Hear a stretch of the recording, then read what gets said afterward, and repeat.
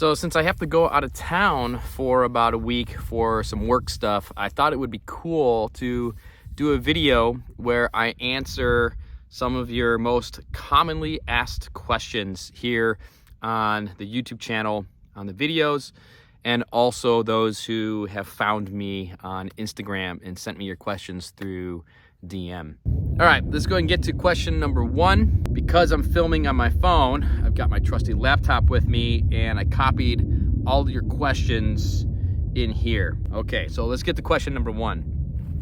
This is the most commonly asked question across both platforms, YouTube and Instagram DMs. Where are you located? What state are you in? Now, I've kind of been leaking out a little bit here and there, but I haven't been very specific on what state. And the reason for that is just because I'm a very private person, but I do a lot of public stuff as well. So I have a couple of YouTube channels. They are tied to some of my businesses. I teach martial arts for a living. That's one of the things that I do. And I just don't want to make it too easy for people to find me that I don't want to find me. So, you know, I am in the southeast of the United States, in the deep south. I'm in the Dixie Alley. And as far as what state I'm in the 13th colony, which is Georgia. I'm somewhere in the state of Georgia. So maybe sometime in the future, maybe I'll get a little bit more specific on that.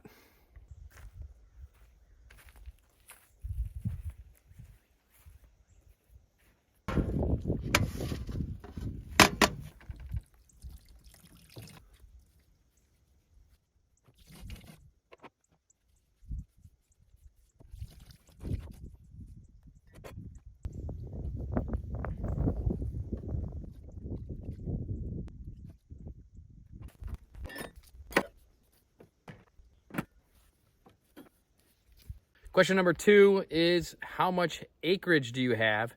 Now, I have answered this question before in a couple other videos, but I have almost 50 acres here. Most of the acreage is gonna just remain wild, natural, just the way that it is. There's just this kind of island here that's maybe about 2 acres or so, about 2.5 acres, that I'm gonna be utilizing as far as my homesteading goes, for the home, the gardens, the fruit tree orchards, all that. But I do have a couple other areas around the property where I'd like to do some guest cabins. So when family, friends come to stay, then they have their own private spots. All right, bonus question. One of the questions that I got a little bit is, how do I keep my electronics charged up while I'm here on the property off grid? And this has been my current solution: solar power here. So I've got my 200-watt solar panel. And if we come around to the other side, I've got my Bluetti battery. And as you can see, I am currently 100% charged up. Thank you, sun.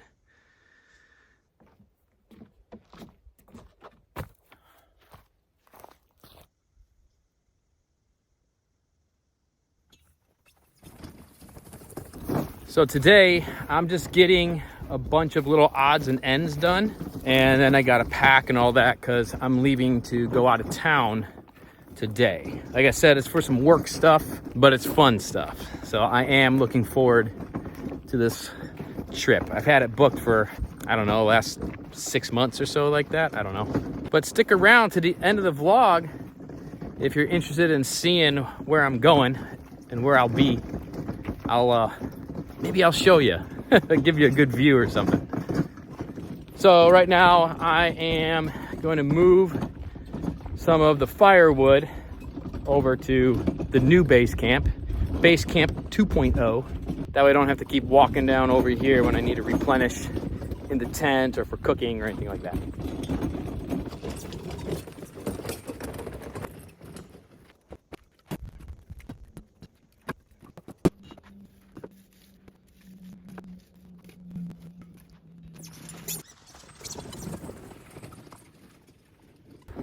Okay, next question. How far is the nearest place to get supplies from where I am? Well, to get some of the basic stuff, like some basic groceries and stuff like that, about 30 minutes. There's some smaller towns that are somewhat close to me. But if I need supplies like timber, lumber, screws, nails, stuff like that, like building materials, insulation, all that stuff, it's a solid hour one way, any direction, northeast, southwest, all the cross quarter points. So you're looking at an hour one way, 2 hours there and back. So, it's a little bit of a morning chore, but I love it. I mean, where I am, it's pretty remote. I'm kind of out in the middle of the boonies out here. And honestly, a lot of people, when I was making the decision to move out here, a lot of people were like, dude, you're so far away from anything, when you need to run to town, it's so far. But honestly, I enjoy the drives. There's no lights, there's no traffic, not until I get to, a town, a bigger town. But it's just nature, and it's just beautiful, open roads. Just get to put on some music. Nice days like today, roll my windows down, and it's just gorgeous, absolutely gorgeous. I'm trying to figure out where I want to put the wood. I think I'm going to put it over here.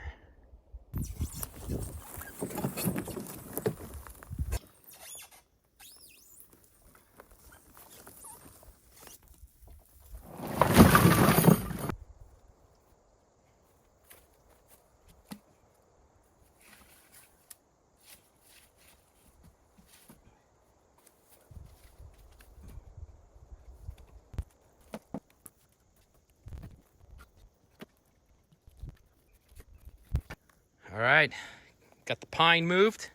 That's mostly my cooking wood, but now I gotta go move the hardwood.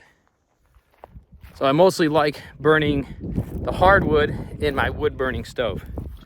But if I need to, I'll still burn some pine in my wood burning stove. But Paul, the creosote's gonna build up so fast. Yes, it does. All wood is going to build creosote in your flue. Yes, pine, it builds faster. But that just means keep an eye on your flue and clean it more often when you need to. It's better to be warm, toasty, and cozy burning some pine than being cold. And in some places in the world, pine is all they have to burn. So you can burn it. It'll work. It'll be all right. All right, got all the wood moved, at least all the wood for now. So let's go ahead and knock out 2 more questions. I think I got a total of like 10 questions. So these 2 questions are related, and actually they're also related kind of to the deck. All right, one of these questions is, hey Paul, where did you learn your building skills? And this is a great question. I like questions like this. But I don't really have any like formal carpentry training. Well, I guess I kind of do. But when I was in school, I did shop class. I did wood shop, I did metal working, I did autos. So, I got to work with all the different tools and power tools and table saws, miter saws, all that stuff, and building fun projects. And through high school, as the years went on, we started to be able to pick our own projects. I picked some challenging ones, so I got to get in there and use everything because I wanted my projects to include as many of the tools and fasteners and all the different things that we had available in the shop classes. And growing up, riding bikes and skateboarding and all that stuff, we used to build ramps, little kickers and launch ramps and grind boxes and all that stuff. But later on in my 20s, I worked at an indoor skate park. And over there, we used to build this, skate parks, tear them down, fix ramps, and we built so many platforms and decks in our skate park. And then we had to tear them down, and we had to fix them sometimes. So I did that for about 5 or 6 years. So I built a lot of platforms in my days. And then a few years ago, when I was living in Southern Illinois, I built a garden, built all the, the raised beds and the arbors and the pergolas and all that stuff.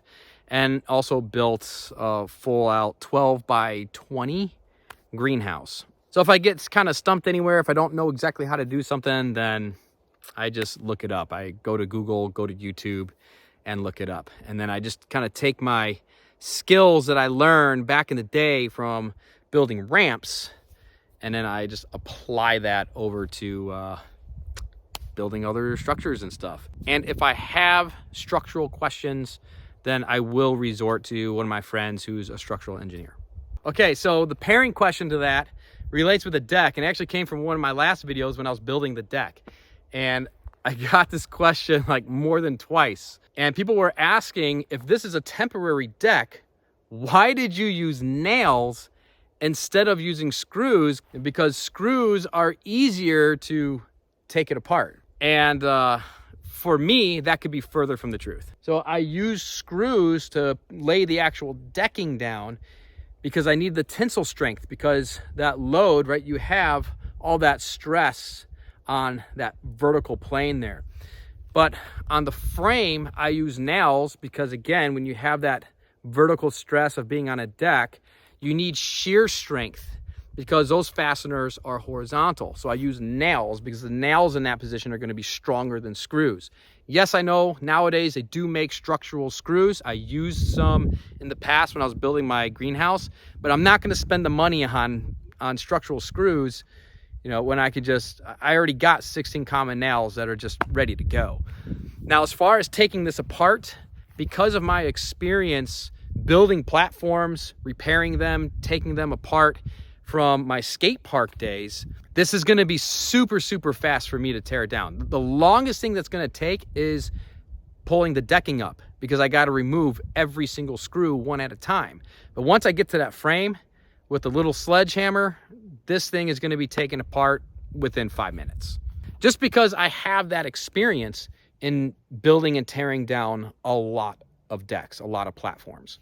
So if you don't have that experience, then it probably would be easier, maybe even faster, to just use the screws. But for me, which I'll show that in the future, maybe on one of the videos, I'll tear this thing down and I'll show you how fast that this process will actually go.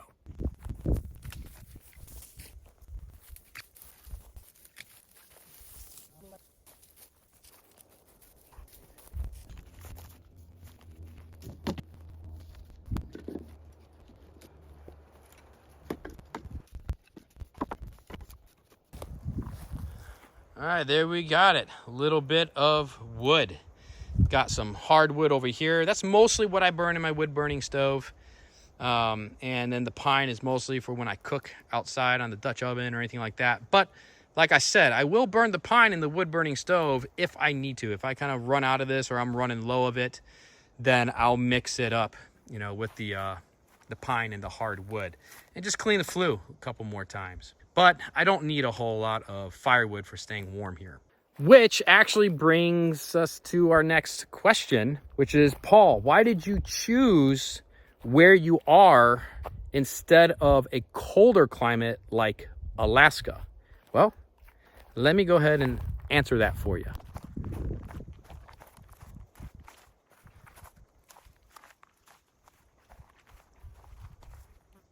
So behind me, this is where the shed to cabin conversion is going to go. Got some other features that I'm going to be adding onto it. In front of it is going to be where the herb garden is going to be, and then that's going to move out to the south, which is where the vegetable garden is going to be, and then the southeast and all that. You know, there's going to be a mixture of flower gardens for pollinators and fruit tree orchards up to the north and all around. And this is why I wanted to be in a warmer climate like where I am, because I want to garden, I want to grow my own food, I want to grow fruit trees, and I want to be able to grow food all year round. So I chose where I am because I'm in grow zone 8. I'm in technically an 8B, but this allows me to just grow all year round. I get to grow a great variety of foods. When I do build the greenhouse, that will allow me to grow even some tropical plants. And I want to be able to grow outside. I know there's techniques you can grow in the colder climates and all that, but I like growing outside. I like getting my hand into the soil and it's just what I prefer. But the primary reason for all of this off-grid stuff for me is so that I can garden, so I can grow my own food. Now, another reason is that, I grew up north. I grew up in Illinois, in Chicago. We used to go to my grandfather's farm in central Wisconsin, and I am just done with super cold. I'm done with long, cold, sleety, icy winters. And though, yes, we could get ice here, we could get some snow here from time to time, but it's very, very rare. And if we do get some, it's a little dusting and it's gone within just a few hours. And the resources are abundant here. East of the Mississippi, we still get rain. We got water. I've got all these trees behind me. In fact, the pine tree forest behind me here, it does need to be thinned out. It's way, way overcrowded. It's just not good for the trees. There's too much competition in there. So when it comes time to building the garden and all that, I'll be select harvesting some of the pines and using some of that to build the trellises, the pergolas, and all those types of garden things. But that's really the main reason why I chose where I am. I wanted to be somewhere where it's got hot summers, hot humid summers, because that's really what I like. I like it hot and humid. That's where I get my energy from, the sun and the heat. And I really wanted to be in a place that has mild winters. I mean, it's end of February and I'm in shorts. So, it's 70 degrees. It's beautiful. In fact, this has been, according to the locals here, the worst winter, the coldest winter that they've experienced in the last 12 to 15 years here. So for me, it's not bad. Not bad. We had some nights that got cold down into the 20s, 20 degree Fahrenheit. But, it's just a few here and there. So that's why I got the wood, keep me nice and warm in the tent. But I don't need a whole lot of wood. I'll probably eventually build a little wood shed where I can just kind of store away about maybe about a cord or 2 cords of wood. But I won't really need a whole lot to keep myself warm. Where I will go through wood is that I want to do a lot of cooking over the fire. So I'll be using most of my wood for cooking. But that's why I chose where I am instead of a colder environment like Alaska. I just prefer the warmth and the long growing seasons. All right, let's go ahead and bang through some of these questions here. Next one is, what wildlife is in your area? Got this question a whole bunch of times. That's a cool question. I like questions like that. But we got all kinds of wildlife here. I'm watching a really cool butterfly right now, this super bright yellow one. I saw him yesterday too. He's been hanging out. I don't know if it's the same one, but in my mind, it's the same one. He just likes to hang out by me. But we have deer, turkey. In fact, the other morning when my tent was still over there, I had some deer that ran through camp. The turkey were completely surrounding camp. But we have owls, great horned owls, barred owls, all kinds of hawks, snakes, venomous snakes. We do have a handful of venomous snakes here, some pit vipers, coral snakes, stuff like that. In the county that I'm in, there are hogs, but I have not seen any signs of them here on my property at all. So maybe one day, but and we got coyotes, bobcats, and a lot of really cool birds. We got cardinals and black-capped chickadees and blue jays and crows, and but there's a whole bunch of other birds that I don't know of. I don't know what they are, because I used to study birds and watch birds back in the Midwest, but there's different species of birds here that I don't know. So I'm really excited to learn. I've got an app on my phone that I can either get a picture of them or get their sound, and then it'll tell me what type of bird it is. So I'm really excited to start using that. Now, the biggest pest that I'm gonna have on the property, in the garden, are fire ants. I've got some mounds that I'm kind of taking care of right now, but those are they kind of just come with the program when you're deep south like this. So no big deal, whatever, we'll deal with them, handle them. as need be, but got them too. All right, next question is, what kind of hazards, like I think like natural hazards, do you have where you are? So when I was researching the area, we do have obviously tornado hazards. We could get tornadoes. We could get hit with a hurricane, tropical storms. Hurricane Helene came through this area, did a number of devastation, a lot of damage, trees falling on houses. They've been cleaning it up ever since. I mean, there's still cleanup crews that are out here cleaning up some of the damage from that storm. So those are things that can happen, but the main hazards are heat and fire. So being in a forest, a lot of pine forest, there's a lot of pine needles on the ground, a lot of pine cones on the ground, and obviously that stuff can just go up like that. So got to have good, safe fire practices in mind at all times. Anytime that you're burning something, even when I'm burning something just in my fire ring, or I'm cooking on the grill or anything like that, I always have fire safety right here in the front of my mind. Oh, here's another question that I get actually a lot. I think this question's come up on just about every video, is what kind of tent do I have and do I like it? So I've answered this question when I did a tour of base camp, but I'm gonna go ahead and answer it again because it does keep coming up.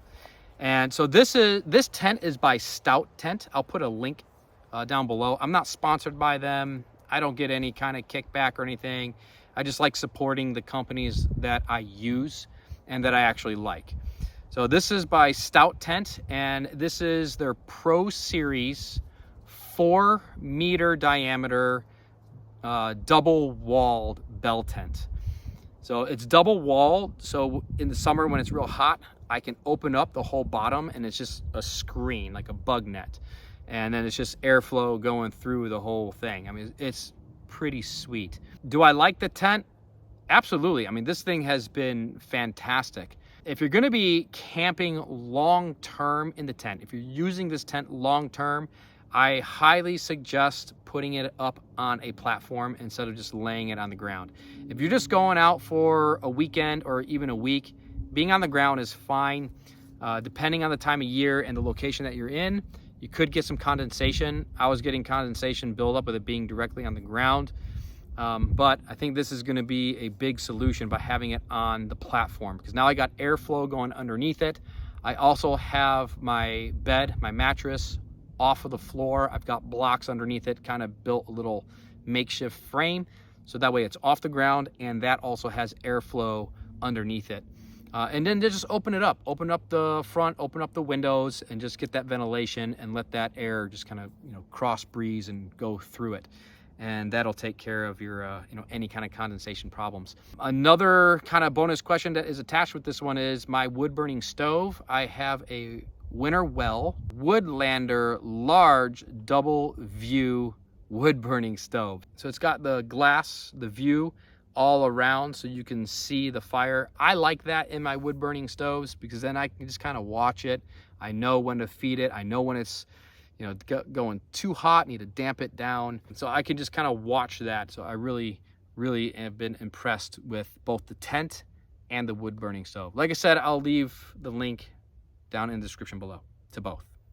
All right, final question is, why did you choose a shed to home conversion versus just building it from scratch? And that's a great question. Very good question, very fair question. So when it comes to building the structure, yes, I absolutely could have built it from scratch. I do have the skills to be able to do that. However, this is the route that I just wanted to go. It's really that simple. Like I've said before, I've built structures from scratch before. I've never converted a structure before. So this is a challenge that I just wanted to take on. Plus, it does actually save me some time to have another company build out the shell. I went with a custom build, and it would not have taken me 2 days to build this and get it up. probably would have taken me a little bit longer, maybe closer to a week, to get it built up and dried in if I was building it by myself. The reason being is I'm out here completely alone. I'm out here by myself. Like, there's nobody out here helping me build stuff and convert stuff and do any of this. If I had like another 1 or 2 people, sure, I can get it up in no time with the shell design that I designed. But I still have to work. I have other responsibilities that I still need to fulfill.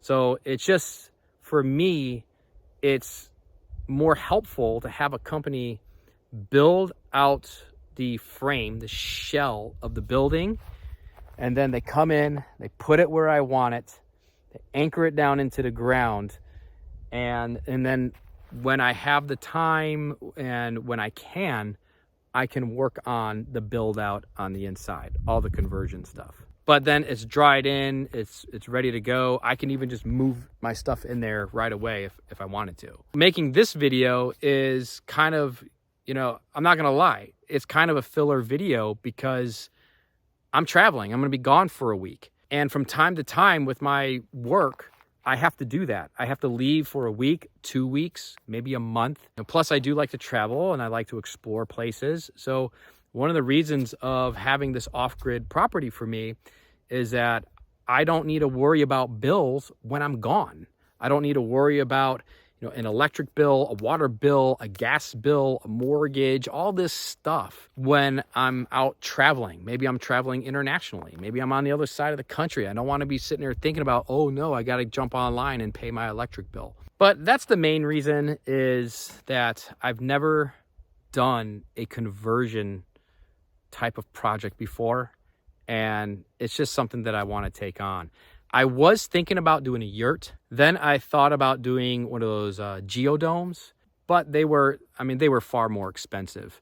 And the price that I got quoted for this shed, if it was going to be ridiculous like the yurt, then I probably would have just ended up building it myself. But for my budget, for my financial situation, it was a no-brainer. I mean, it really was not that expensive. It is something that I could just pay cash for, be done with.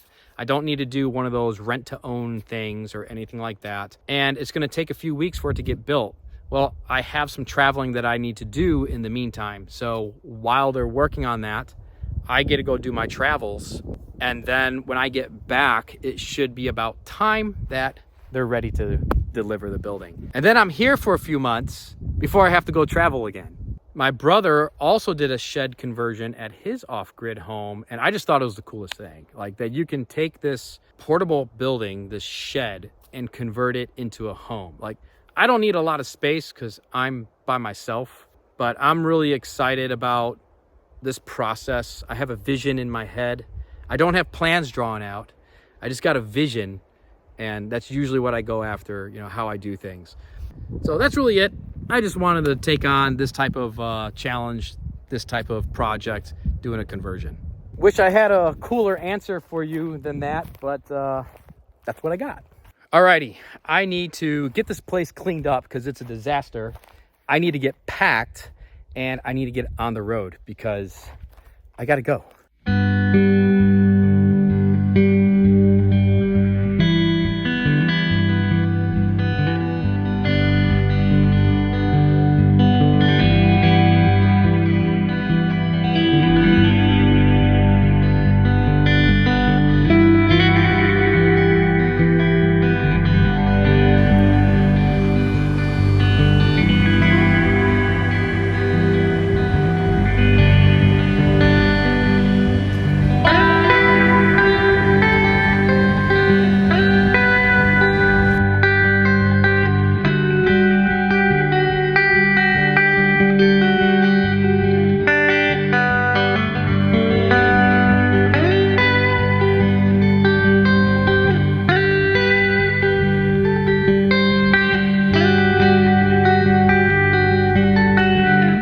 I'm out here in St. Augustine, Florida, teaching a little seminar, one of the things I do for my living, and we're having a great time. Just kind of starting right now, going through some basics, and having fun.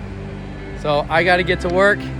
Thanks for hanging out with me this week, and I'll catch you back here next time.